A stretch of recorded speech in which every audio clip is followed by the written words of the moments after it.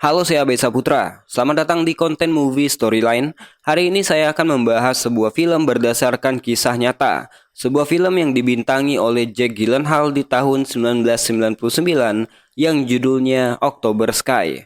Semoga cara saya bercerita bisa menghibur kalian semua dan langsung aja kita masuk ke alur ceritanya.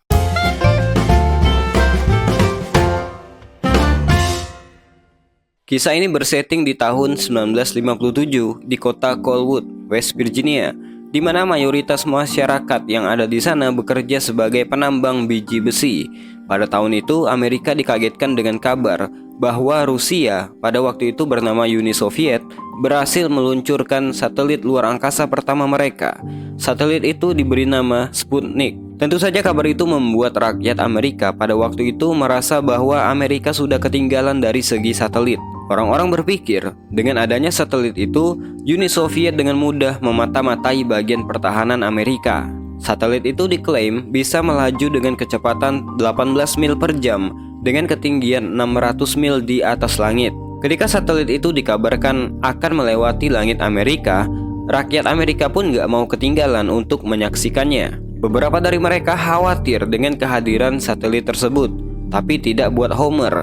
Seorang anak laki-laki yang masih duduk di bangku SMA ini malah kagum melihat satelit tersebut melintasi langit Amerika. Ketika makan malam bersama keluarganya, Homer mengutarakan keinginannya untuk membuat roket seperti Sputnik di hadapan ayah, ibu, dan saudaranya.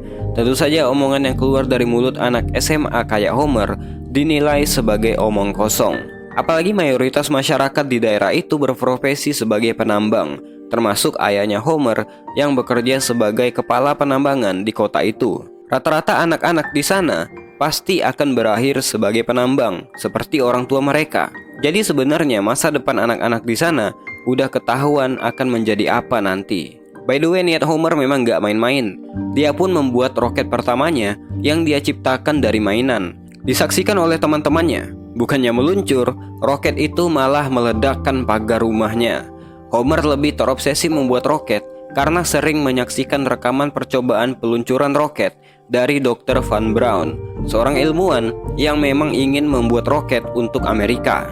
Homer awalnya kesulitan untuk mencari bahan yang sesuai untuk membuat roket, sampai akhirnya dia menyadari bahwa ada satu anak aneh tapi pintar di kelasnya yang mungkin bisa diajak kerjasama. Anak ini bernama Quentin. Menurut Roy Lee dan Odell, kalau bergaul dengan anak kayak gitu, maka mereka harus merelakan status sosial mereka dan akan dicap sebagai anak yang aneh juga. Homer pun gak peduli. Dia perlahan mendekati Quentin untuk mendapatkan informasi tentang roket. You wanna come with me over to the library? No.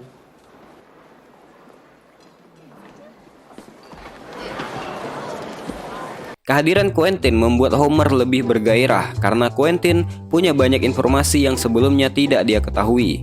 Mereka pun memulai proyek roket mereka di basement rumah Homer. Dengan barang seadanya, roket pun jadi. Hanya saja, untuk bagian pembuangan, mereka harus mengelas bagian bawahnya. Jadi Homer pun pergi ke tempat pengelasan, di mana di sana dia meminta bantuan kepada teman ayahnya bernama Baykovsky. Awalnya Baykovsky menolak, namun karena mendengar impian Homer untuk menjadi rocket scientist, dia pun akhirnya membantu. Roket kecil itu pun dibawa ke sekolah untuk diperlihatkan kepada teman-temannya.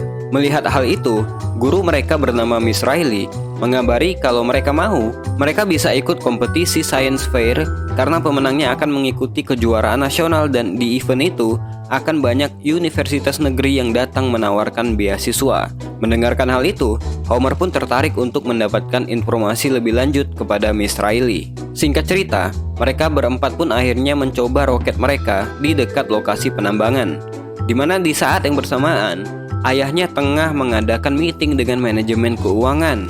Roket pun diluncurkan dan berhasil terbang. Namun sialnya, roket malah terbang ke kantor ayahnya Homer dan menyebabkan dia dihina dan dimarah-marahi oleh ayahnya di depan umum dan dilarang membuat ulah di sekitar properti penambangan. Sampai di rumah, Homer curhat kepada ibunya dan di depan ayahnya Homer berkata bahwa dia nggak akan pernah turun ke bawah tanah sebagai penambang. Namun ketika dia akan melanjutkan proyek roketnya, dia kaget ayahnya udah membuang barang-barangnya di luar. Keesokan harinya, Homer bertengkar dengan Roily dan Odell karena mereka terlihat bermalas-malasan daripada memikirkan tentang proyek roket mereka. Roily khawatir ayah Homer memarahi mereka lagi kalau mereka menerbangkan roket di dekat tambang. Untuk itulah, Homer mengajak mereka untuk pergi ke sebuah wilayah bernama Snake Root, walaupun itu agak jauh dari tempat mereka. Roily pun pesimis karena berpikir nggak ada gunanya mereka ikut science fair.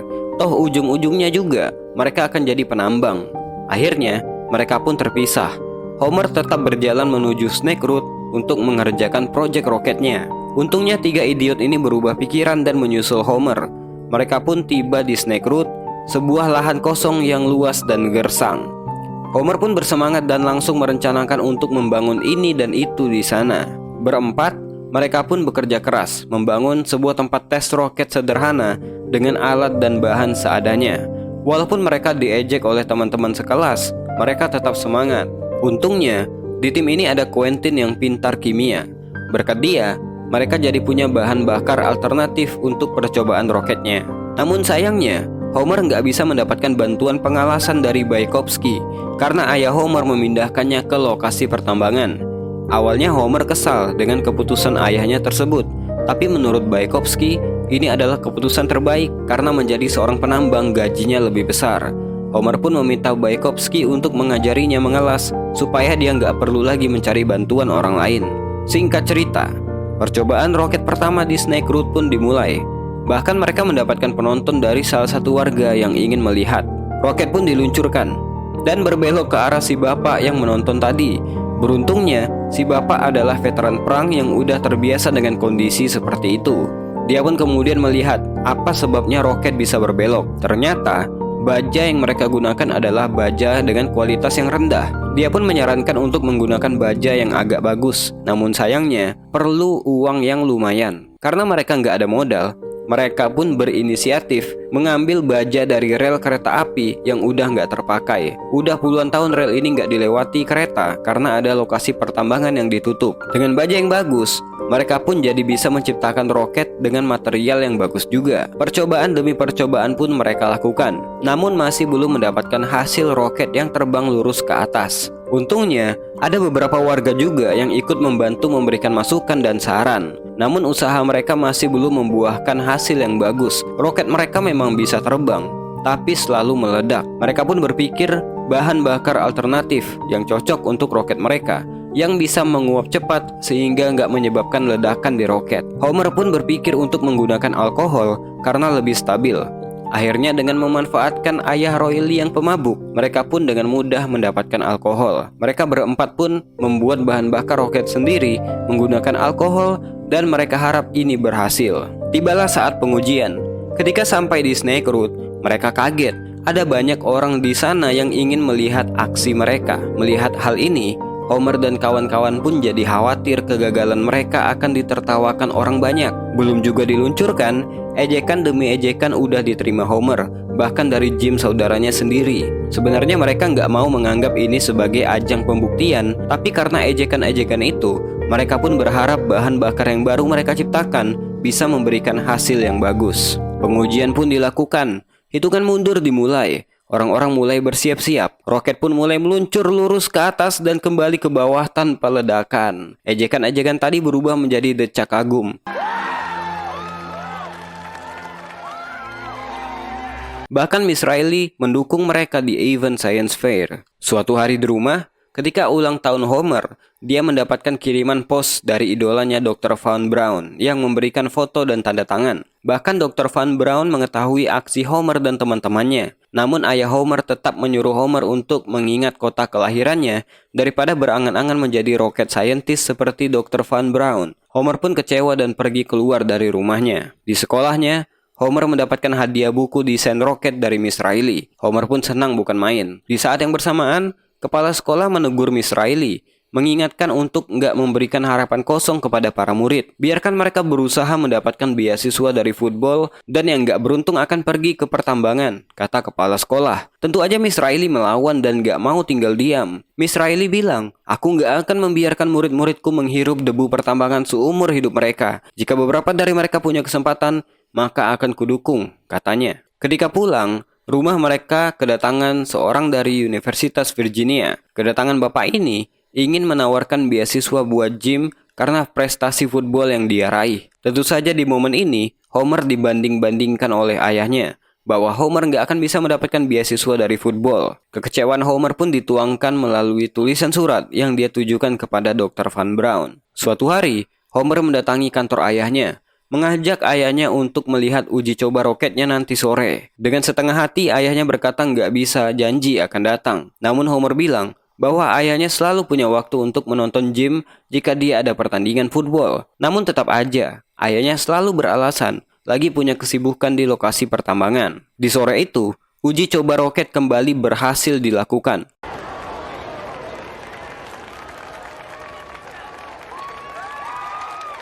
Homer pun kedatangan wartawan yang mewawancarainya. Mendadak, kelompok yang dikenal sebagai Rocket Boy ini pun menjadi terkenal. Baru saja mendapatkan kepopuleran, mereka pun ditangkap polisi. Miss Riley gak terima anak muridnya diborgol di dalam sekolah. Namun pihak kepolisian berkata, diduga bahwa uji coba roket mereka mengakibatkan kebakaran di area hutan. Mereka akan dilepaskan jika berhasil membuktikan bahwa bukan roket mereka yang menyebabkan kebakaran tersebut. Karena hal ini, lagi-lagi Homer dimarahi ayahnya yang menjemputnya di kantor polisi. Lebih buruk lagi dari Homer, Roy Lee malah dihajar habis-habisan oleh ayahnya yang pemabuk. Hari itu seakan menjadi ending buat mereka. Di Snake Root, mereka membakar habis peralatan mereka dan mulai melupakan mimpi mereka tentang memenangkan Science Fair. Kemudian pada suatu malam yang lain, Homer mendapati kabar bahwa lubang penambangan runtuh. Ketika sampai di lokasi, dia melihat bahwa Bykowski telah meninggal dunia dan ayahnya mengalami cedera kepala yang serius. Salah satu penambang berkata, "Jika bukan karena aksi ayahmu,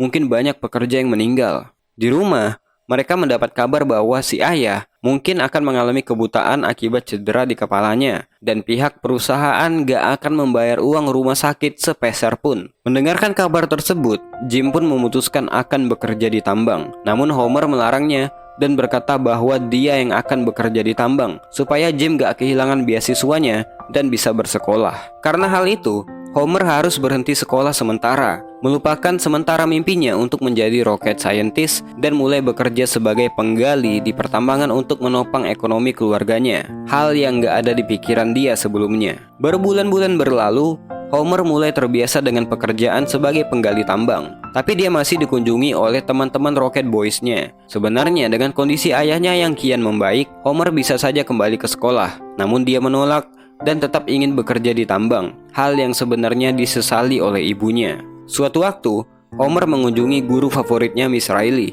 Dari Miss Riley, Homer mendapatkan lagi suntikan motivasi untuk kembali ke sekolah dan ikut dalam kejuaraan Science Fair, supaya dapat beasiswa dan dapat keluar dari Colwood. Perkataan dari Miss Riley menghantui Homer.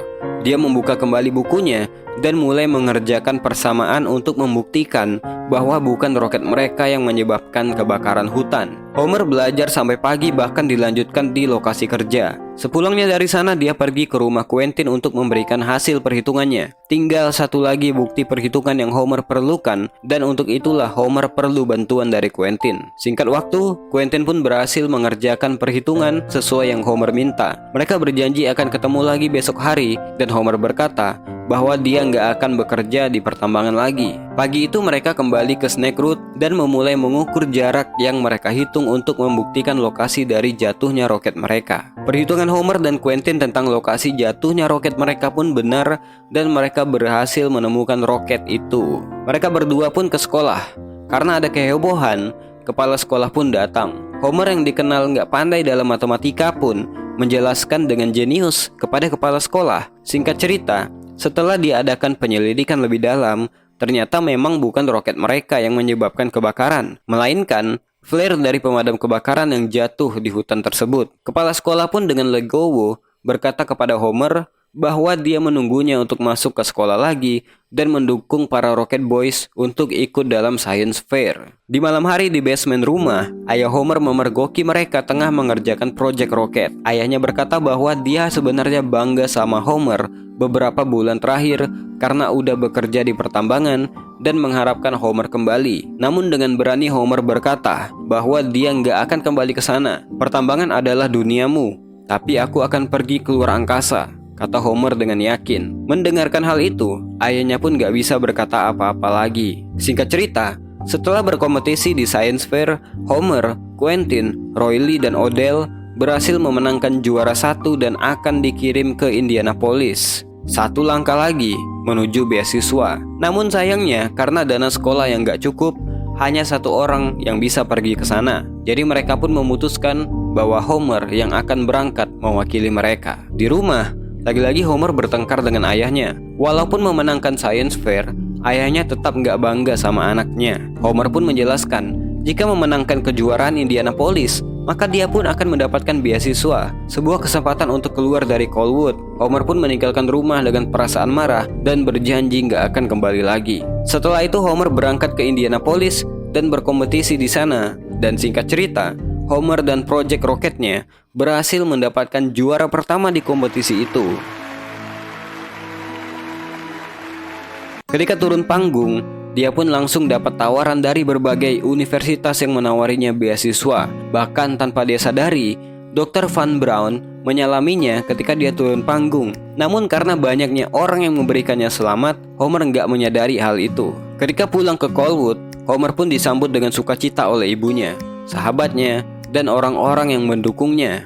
Namun sayang, Miss Riley sakit sehingga Homer harus datang menjenguknya. Homer mengabari keberhasilannya dan Miss Riley pun senang bukan main. Sebuah kepuasan baginya melihat Homer dan Rocket Boys berhasil mendapatkan beasiswa dan akan keluar dari Colwood. Ketika dalam perjalanan ke rumah bersama ibunya, Homer menyempatkan diri bertemu dengan ayahnya dan mengundang ayahnya untuk menyaksikan peluncuran roket terakhir mereka pada sore hari. Seperti biasa, si ayah berkata kalau lagi sibuk di pertambangan. Si ayah pun mengucapkan selamat pada Homer karena udah ketemu sama pahlawannya, Dr. Van Braun. Homer pun kembali dan berkata, mungkin kita sering berbeda pendapat dalam berbagai hal, tapi aku dan ayah adalah sama. Aku mungkin akan menjadi orang di masa depan, dan aku bisa menjadi sekeras kepala dirimu, dan aku berharap bisa sehebat dirimu. Dr. Van Braun memang ilmuwan yang luar biasa, tapi dia bukan pahlawanku, kata Homer. Sebelum masuk ke elevator, si ayah pun memandang Homer dan mungkin dalam hati kecilnya membenarkan perkataan anaknya itu. Sore itu Rocket Boys meluncurkan roket terakhir mereka, roket dengan ukuran paling panjang yang pernah mereka buat. Di sana dihadiri oleh orang-orang yang mendukung mereka. Sebelum peluncuran, Homer pun berpidato. Mewakili teman-temannya, dia berterima kasih atas dukungan warga Colwood selama ini. Roket terakhir ini didedikasikan kepada Bykowski, kepada Mr. Bolden, dan kepada guru mereka Miss Riley. Dan yang terakhir, Homer mendedikasikan roket ini kepada orang tua mereka. Bersamaan dengan itu, Homer pun kaget karena orang yang gak pernah mau tahu tentang hal ini pun akhirnya datang, yaitu sang ayah. Homer mengajak ayahnya untuk menekan tombol peluncuran roket miliknya. Hitungan mundur pun dimulai. Tombol ditekan dan roket itu pun meluncur lebih tinggi dari roket mereka sebelumnya. Sebuah pemandangan yang membanggakan untuk warga Colwood. Semua orang menyaksikan roket itu melangit, termasuk Miss Riley yang terbaring di rumah sakit. Homer pun akhirnya mendapatkan pengakuan dari sang ayah atas jerih payahnya. Semua anggota Rocket Boys akhirnya lulus perguruan tinggi. Quentin bekerja sebagai ahli kimia di industri perminyakan. Roy Lee menjadi seorang automobil dealer dan pensiunan bankir. Odell menjadi pengusaha peternakan dan pemilik perusahaan asuransi. Miss Riley meninggal akibat penyakitnya di umur 31 tahun. Pertambangan Colwood ditutup pada tahun 1965 dan ayah Homer meninggal karena sakit paru-paru akibat pertambangan di tahun 1976. Homer akhirnya menjadi engineer di NASA, melatih para astronot untuk misi keluar angkasa. Dan ini adalah dokumentasi asli ketika mereka menerbangkan roket mereka. Percaya pada mimpimu dan terus jaga mereka tanpa henti. Karena jika ingin sukses, kita harus punya impian. Kemudian percaya pada impian itu dan take action. Itu aja buat video kali ini. Kalau suka silakan subscribe dan di-share. Saya Besa Putra. To be continue. Jangan bosan jadi orang baik.